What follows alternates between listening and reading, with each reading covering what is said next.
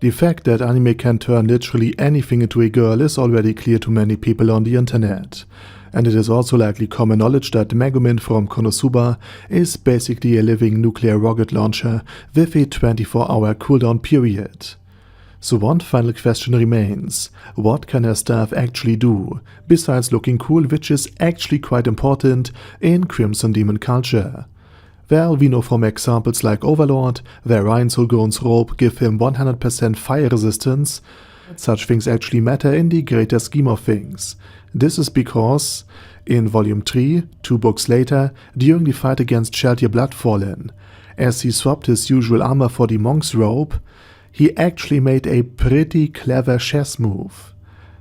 Because with that, he is still susceptible to fire again, but it grants him high resistance against Sheltier's holy magic, which he then tricked Sheltier into using against him, because the Blood-Red Valkyrie still believed that he was still susceptible to his old weakness. So things like this actually matter. And to get back to Konosuba, and unlike her eye patch, Megumin's staff is actually more than just a decoration.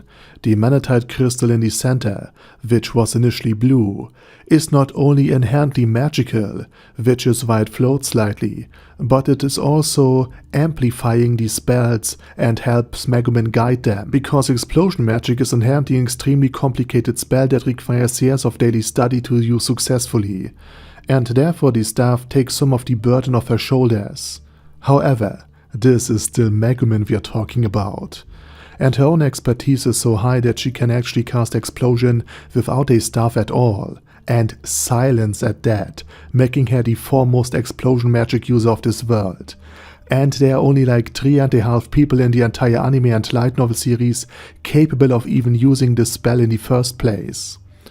And she probably uses that extra focus to concentrate better on her eccentric posters instead. Later, Megumin's standard blue manatite crystal, which was already very powerful, was replaced by an even more potent red crystal, which Megumin was very happy about.